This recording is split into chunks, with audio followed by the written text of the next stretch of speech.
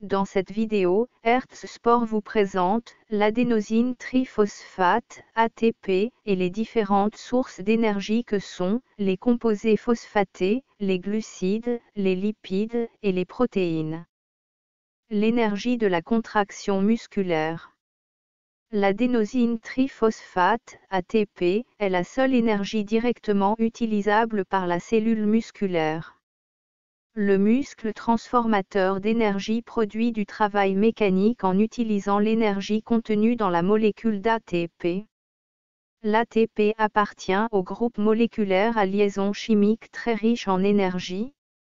Elle est composée d'une molécule d'adénosine ribose et de 3 molécules de phosphate inorganique ou d'acide phosphorique.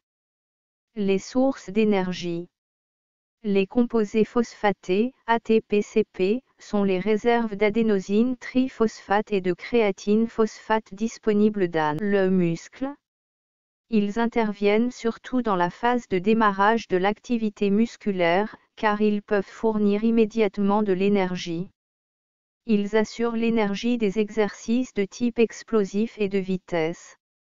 Si l'exercice se prolonge, la source d'énergie principale est assurée par d'autres matières. Donc, seuls les efforts très brefs, rapides et suffisamment espacés pourront épuiser les matières phosphorées. Si les efforts sont trop rapprochés ou allongés, le travail devient de type lactique. Les glucides. Les glucides constituent la source d'énergie principale du travail musculaire. Ils sont utilisés de préférence sous forme de glycogène, et existent en réserve dans les muscles.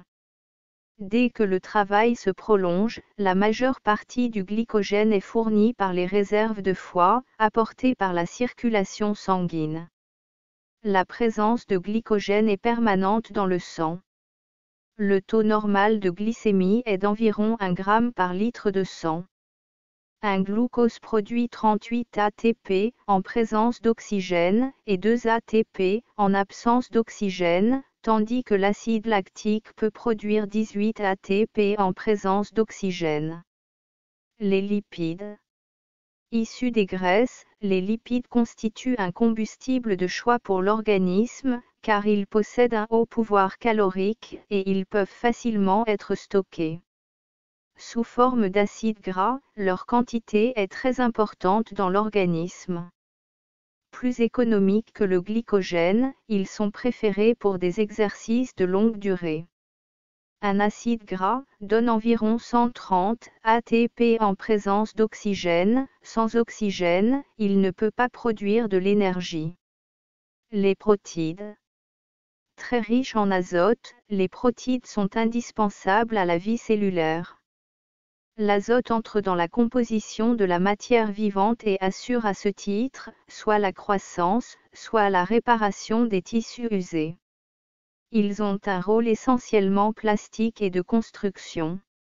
Ils peuvent être d'origine animale, viande, poisson, œufs, ou végétale, blé, riz, mil. L'équilibre entre les différents types de protéines est toujours nécessaire.